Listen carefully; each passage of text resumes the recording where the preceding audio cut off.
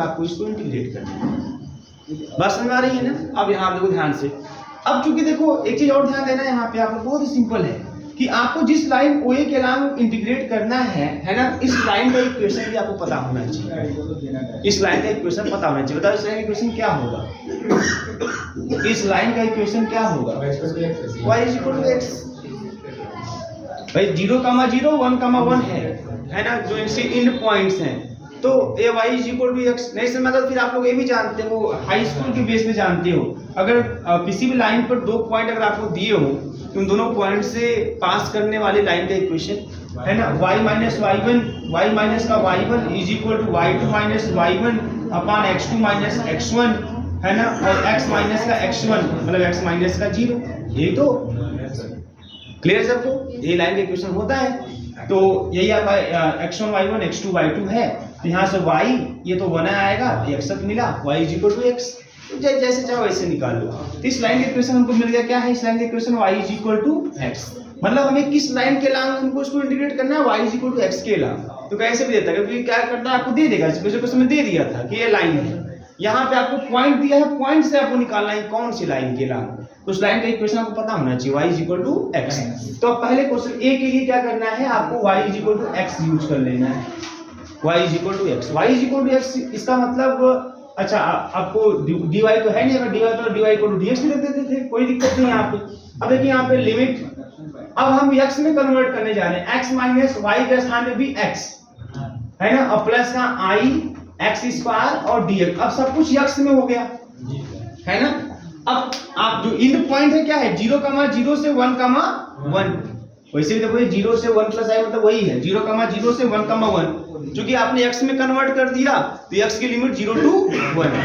y में भी होता तो y की भी लिमिट 0 to 1 होती है ना, तो 0 to 1। अब ये 0 to 1 हो गया, पहला क्वेश्चन सॉल्व हो गया। ये इससे हो जाएगा कैंसिल है ना, और ये हो जाएगा आपका i बाहर, x² का इंटीग्रेशन x³ है ना, और ये लिमिट 0 से 1। क्लियर है? यहाँ से क्या मिल जाएगा आपको? i और बाई 3। ये आपका आंसर होगा। 0 से मतलब तो है नहीं, ठीक है ना। ये पहला वाला सॉल्व। अभी दूसरा वाला अगर सॉल्व करना है उसको ध्यान दीजिएगा, तो मैं इसको मिटा देता हूँ, इस तीर को, काम खत्म होता है। दूसरा वाला फिगर, दूसरे में करा है कि along the real axis from z = 0 to z = 1।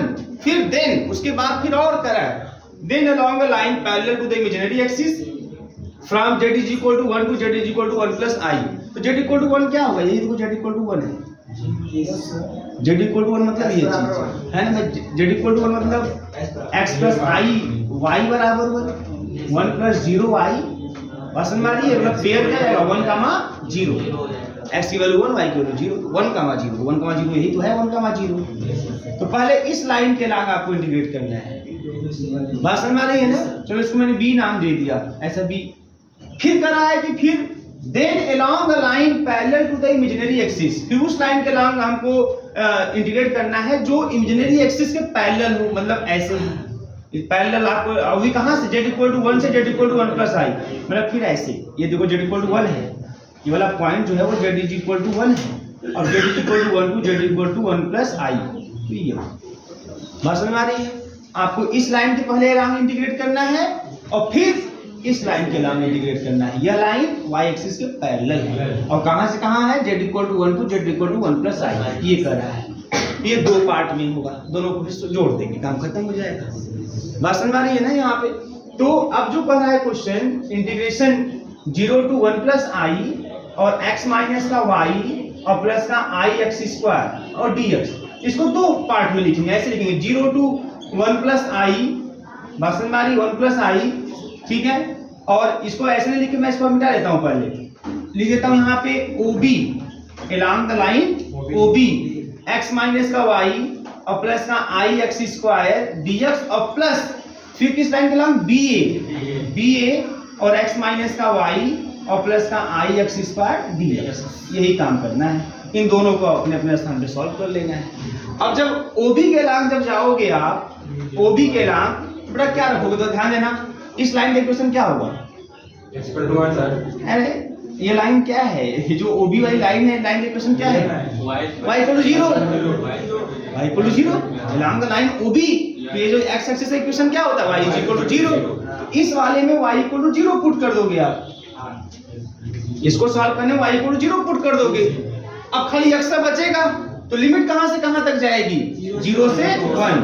भाई लिमिट x की रखी जाएगी 0 से 1, तो इसमें आप पुट कर दीजिएगा y इज इक्वल टू 0 और लिमिट जो रखिएगा, limit from x is equal to 0 to x is equal to 1, तो लिमिट 0 टू 1 रख दीजिएगा।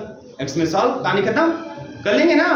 फिर अभी इसकी बात करते हैं, bA वाले की बात करते हैं, इसकी बात। अब इसका इक्वेशन क्या होगा इस लाइन का, x बराबर 1, बहुत ही सिंपल है। x बराबर 1 न समझ में आया तो फिर वही दो बिंदुओं से होकर जाने वाली रेखा का समीकरण, दो बिंदु भी पता है, वैसे भी आपको दिमाग साफ साफ काम करना चाहिए कि y के पैरेलल है, तो जितनी दूरी पे होगा है ना x इक्वल टू उतना बोल देते हैं इक्वेशन। क्या मास्टर, cs प्लस iy दोनों है क्या, bA वाला क्या करें, ds plus iy, dx plus iy, idy कहाँ पे, pa और इसमें op जेनेरिक लिंक बोल रहे होता है। क्यों भाई ये सब क्यों रखेंगे क्या? यहाँ पर अगर डिफरेंशिएट यूज करेंगे तो ts बराबर 0 हो जाए तो वो पूरा टर्म गायब हो जाएगा। कौन सा टर्म, सर pa वाला जो इंटीग्रेशन यहाँ पर सॉल्यूशन यहाँ पे, तो क्यों हम उसकी वैल्यू कहाँ निकालने जा रहे हैं, x is equal to 1, x is equal to 1 रखेंगे हम लोग, तो y के टर्म में जाना है ना।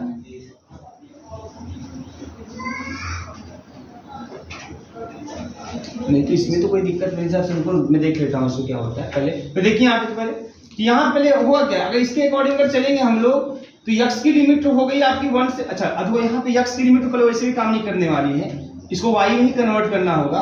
ये 1 से 1 गया है, सेम टू सेम है ना, तो लिमिट तो 0 से 1 ही जाएगा, लेकिन y की लिमिट, तो x को y के टर्म में कन्वर्ट करना होगा, तभी ये सॉल्व हो पाएगा। ये वाला सॉल्व तब हो पाएगा जब आप x को y के टर्म में क्या करेंगे, कन्वर्ट करेंगे। तो ठीक है, इसका इक्वेशन तो x इज इक्वल टू 1 आ गया, लेकिन आपको रखना है x को y के टर्म में। अब वो कैसे करेंगे बताइए, आपको ये यहाँ से यहाँ चला गया, ये 0 b to a जब चलेंगे आप, अगर x को y के टर्म में रखेंगे आप, तो आपको और तो कुछ दिया नहीं है, from z is equal to 1 to z is equal to 1 plus i। Sir dz के रेस्पेक्ट में करते हैं तो वही ds प्लस i dy होता है। dz दिया नहीं है समस्या की, line parallel to axis from z is equal to 1 to z is equal to 1 plus i। ऐसे करेंगे तो पूरा साफ हो जाएगा, हाँ ऐसे पूरा 0 हो जाएगा, है ना, पूरा 0 हो जाएगा, और मेरे हिसाब से हो भी जाना चाहिए। सॉल्व बताइए आप लोग, इसको 0 भी हम कर लेते हैं, यहाँ पे पुट कर देते हैं x is equal to 1, then you get dx is equal to 0, ये पूरा ओवरऑल 0 हो जाएगा। है इसको बताओ कितना इसका आंसर आ रहा है, इसको सॉल्व करो तो इसको बताओ सॉल्व करके कितना इसका आंसर आ रहा है। देखिए वही होना चाहिए, आंसर बता रहे हैं आप लोगों को। ये वाला बताइए आप लोग, एलांग ओबी वाला, हमारे हिसाब से यही होगा करेगा, इसमें ये 0 ही हो जाएगा।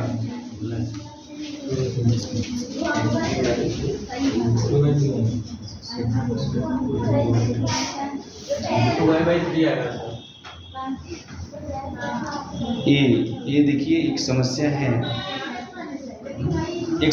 भैया, क्वेश्चन बना लीजिए, क्वेश्चन गलत दे दिया है इसमें, यहाँ पे डिजिट कर लीजिए, तब उसके बाद उसको रख सकते हैं।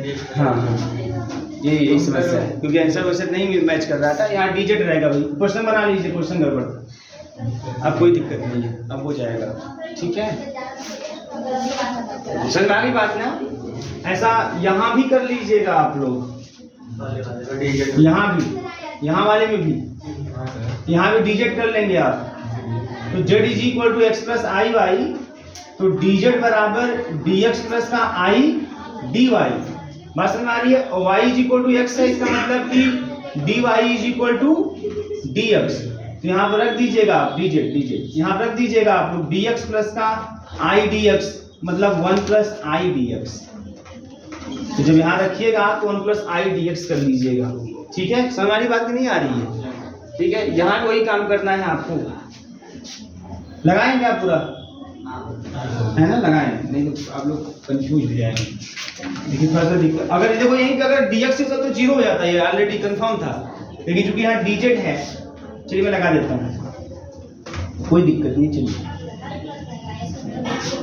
ध्यान दीजिए, और पहले वाले के ही अकॉर्डिंग अगर चलिए, पहला वाला तो 0 से 1 प्लस आई है और x माइनस का y और प्लस का i x स्क्वायर और dz है। तो dz है तो यहाँ पर लिख सकते हैं 0 to 1 प्लस आई और x माइनस का y प्लस का i x स्क्वायर। dz का मतलब होता है बेटा dx प्लस का i dy, z बराबर x प्लस i और dz बराबर dx प्लस i dy। जो पहला वाला क्वेश्चन था वो long z equal to 0 to z equal to 1 plus i था, मतलब इस लाइन के लॉन्ग था y बराबर x।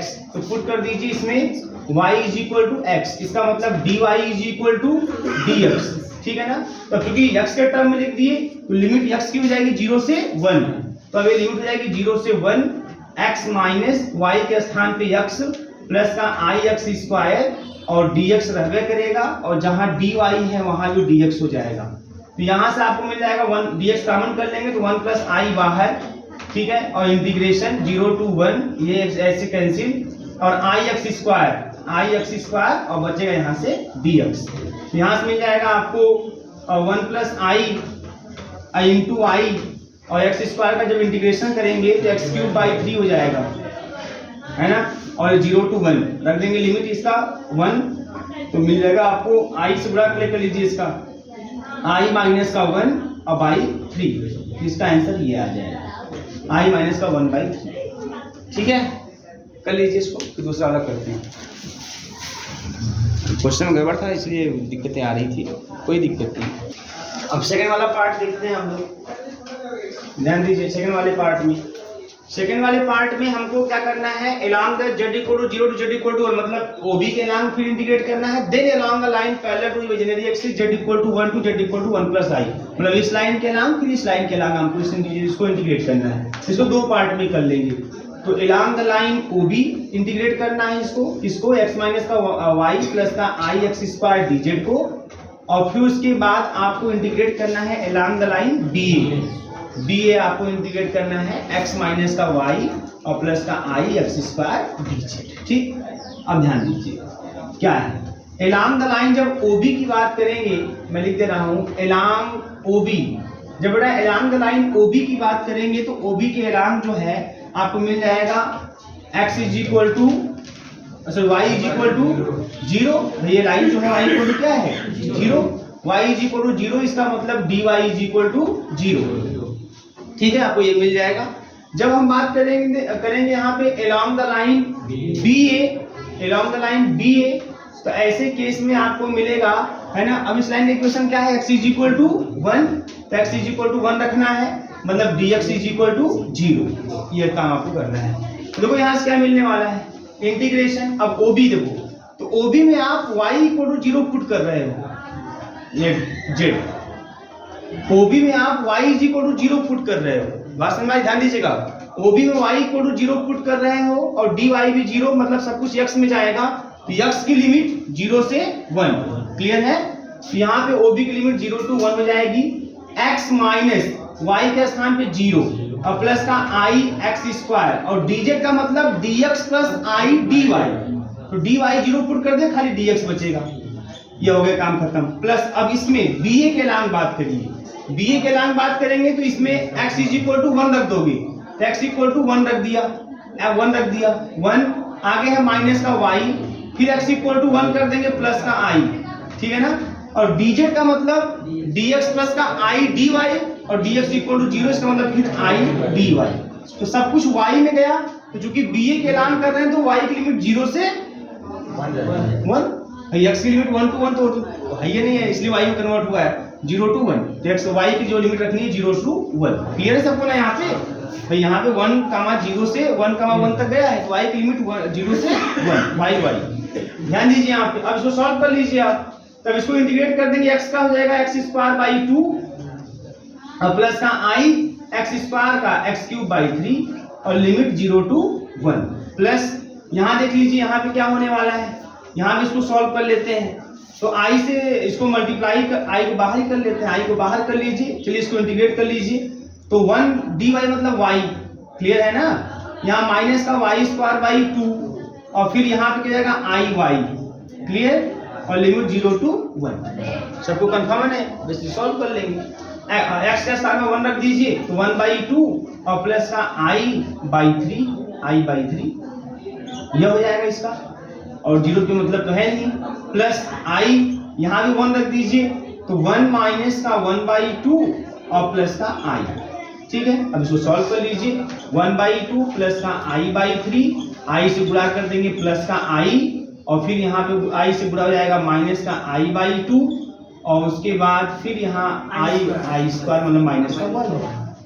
अब इसको सॉल्व कर लीजिए रियल को रियल के साथ, तो यहाँ से 1/2 और माइनस का मतलब माइनस का 1/2 हो जाएगा, और उसके बाद हमारे पास i/3 प्लस i माइनस का i/2 है, मतलब 1/3 और प्लस 1 माइनस का 1/2, एलसीएम क्या जाएगा 6, तो 3 2 जा 6, 2 प्लस 6 माइनस का 3 मतलब 8 माइनस 3 5/6, ये हो जाएगा प्लस का 5/6 इंटू i।